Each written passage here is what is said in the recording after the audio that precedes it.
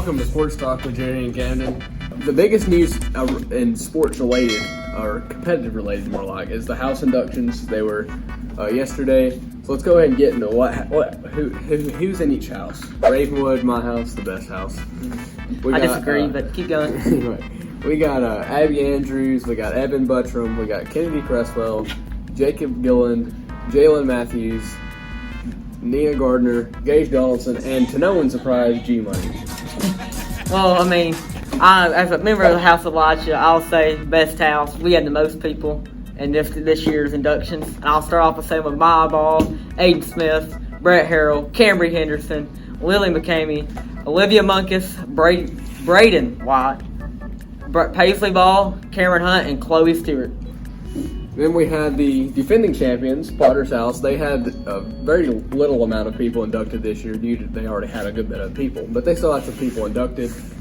Kane Hensley, Mason Davis, Lauren Freeman, Quay Johnson, Shelby Wright, and former guest on this show, Steve Davis. No one's surprised also. No one was surprised when they called his name for Potter's House. No one. And with rounding off, we got the House of Zion. Their prefect is Jenna Tucker, and they have Macy Jones, Taylor Norris, Copeland Garrett, Malachi Tootin, and Tavion Milliman, and Colin Buzzard. And that's the house inductions. We're very excited for the house games. We would like to wish good luck for everyone that just got inducted. We hope that you really enjoy the house system.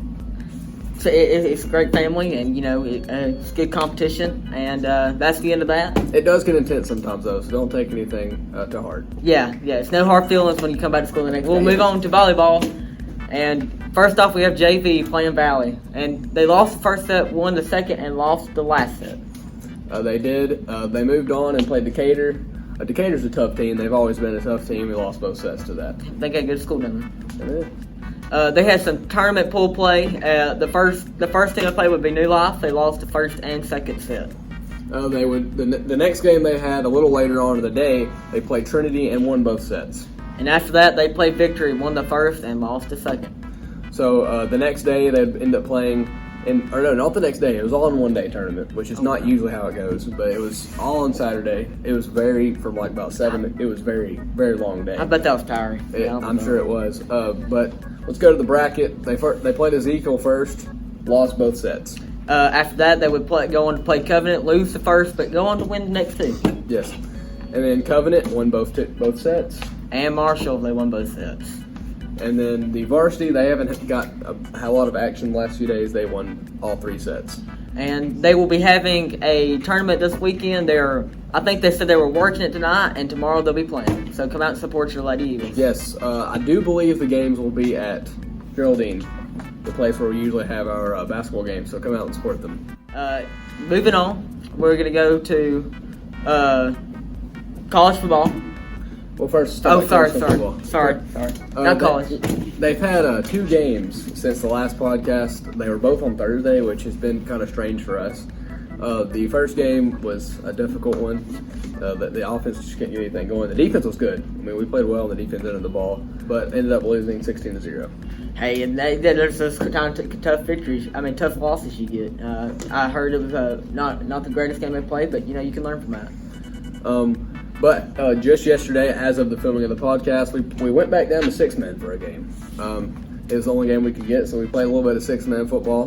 We played Pineview, one of the better teams in the 6-man league, and we ended up beating them 63-46. That's a high-scoring game. They said it was everybody was firing on cylinders. Shout out Pineview for letting us play them. Yes, of course. Yes. And now we will be moving on. Yes. College football. I guess I've been waiting for it. Bama gets their late win. That was a scary one. As an Alabama fan, there was definitely some things that concerned me in that game. Definitely. But ultimately, we did get the win. You'll take a win how you can get it. No, definitely.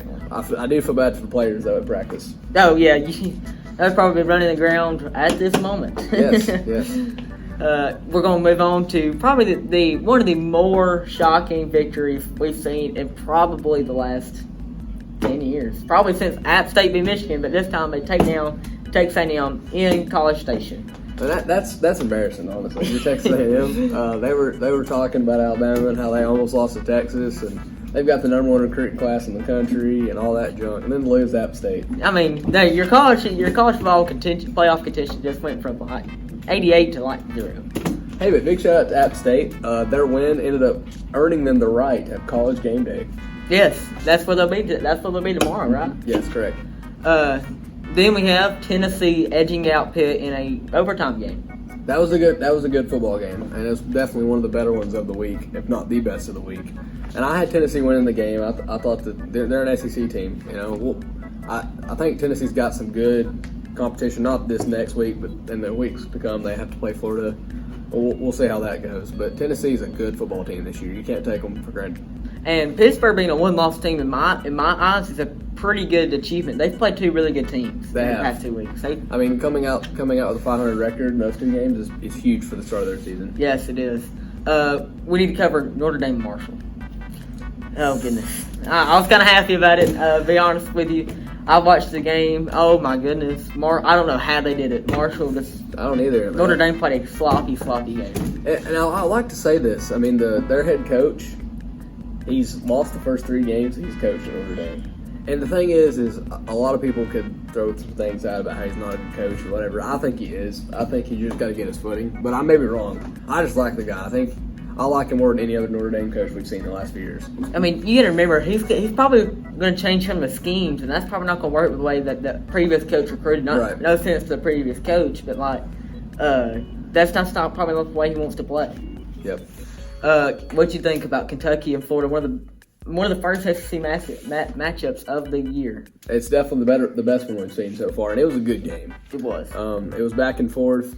I will say that there's a lot of people saying that Anthony Richardson is overrated now after just last week saying he's the best quarterback in the SEC, and so you've got to calm down with the quick fire. Yes, overreactions. I mean, 1 week he goes from the next Tim Tebow to the next week. You're talking that he's overrated. I don't get it. I don't understand. He's a good quarterback. Stop with the hate. And I agree with you fully. They beat Utah. Now, that's a good win, but Utah, to me, not the number 7 team in the country when they were ranked that. They weren't that. And then, they come out of that game win, and it's like Florida is a world beater. But then they play Kentucky and lose by a small amount, and then it's Florida's worst team in the SEC. Yeah, it's crazy how quick the media will switch. It is. And probably the saddest news of the whole college football world was Scott Frost out in Nebraska.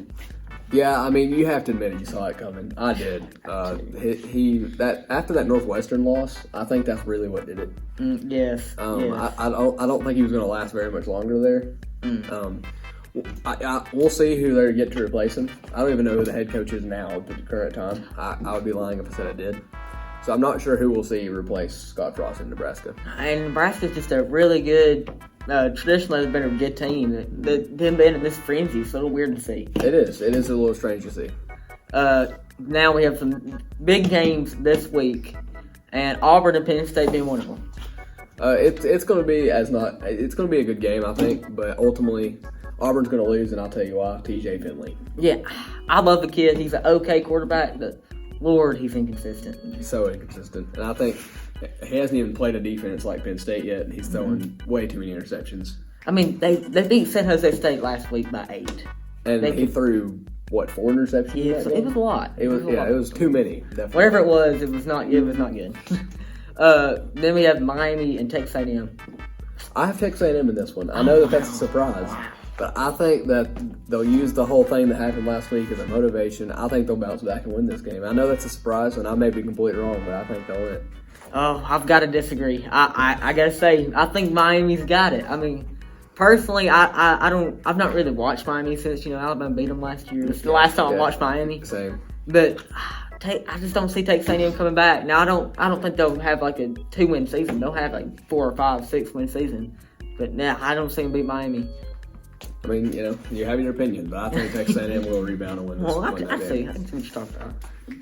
Talking now to the NFL, we go. The Broncos and Seahawks. It was a great game, but the ending of it was horrible. I mean, the Broncos head coach has got to learn how to manage the clock. I mean, there's Pee Wee coaches that knew how to handle that situation better than he did. Oh yes, I think it's probably because the Broncos aren't used to winning games. Since Peyton Manning left, this is a good point. They're not used to winning games. They're used to letting the clock go out. That way they don't get blown out. But it ended up being 16-17 Seahawks win. But I mean, and that's nothing. No shot at the Seattle Seahawks. I mean, they played good. Geno Smith, the new quarterback there. To a lot of people's surprise, I think he actually outplayed Russell Wilson in that game. I did too. Now, I don't think that'll happen every week. I think overall, throughout the season, Russell Wilson's going to get used to the receivers in Denver. I think him and Jerry Jeudy is going to be an amazing duo. But since first week, Geno Smith outplayed Russell Wilson. That's a huge story. He did, and you play team coached by Pete Carroll. I mean, you got to know there's going to be some good strategy coming, some hard-nosed running football. But as of recording last night, the Chargers and the Chiefs just played in Arrowhead, if I'm not mistaken. Yes, in Arrowhead. And final score, 24 Chargers to 27 Chiefs. It was a good game, too.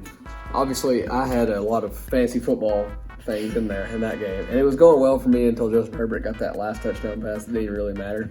That was not good. But overall, fantasy things aside, it was a really good football game, and it was really fun to watch. I actually did not get to watch the game, but I did see, I saw on the news this morning that Justin Herbert went out with a rib injury, and that could be huge for the Chargers. He did, and obviously I was watching the game on Prime Video, but Justin Herbert, it was weird. I mean, the thing that I find very interesting is the one play he's running, and he just doesn't even really throw the ball because of how bad his chest is hurting, and the next play he gets to throw the 30-yard dime, and I'm very. I don't know what it could be for him to be like that, but we'll see. Obviously, I think he's getting an MRI today about it, and we'll see what comes out. And, if he does go out for a extended period of time, I don't know who the Chargers' backup is, but surely he ain't as good as Justin Herbert. He came in for one play in the game, in the Chargers game, and I saw how much money he's making as backup quarterback. He's like one of the richest backup quarterbacks in the history of the NFL. So he better be decent. Okay, I made a mistake. Maybe he is good as Justin Herbert. I don't know. I've never even heard of him, but I saw something on Instagram today, and he's like one of the richest backups in the history of the NFL. Wow. Well, for our final topic of the day, the MLB Braves one game behind the Mets. They're about to take the division. I hope they can do it. Man, but they could. As a Braves fan, I know how this thing usually goes. Yes. Remove last year. Obviously, last year was a different story, but usually how it goes is when you choke leads. Yes. Being an Atlanta sports fan is very difficult, so I'm not getting hopes up. Yeah, I mean, they might win it, but I guarantee they'll lose the playoffs this year. In the NLCS, they'll get there, get up 3-1 on the Dodgers, and then they'll lose. Probably. As much as I hate to say it, that's probably how we'll cry as a Braves fans, and we'll move on with life. Yes. Well, that I guess my favorite number, 00's come up, and that will be signing off for now.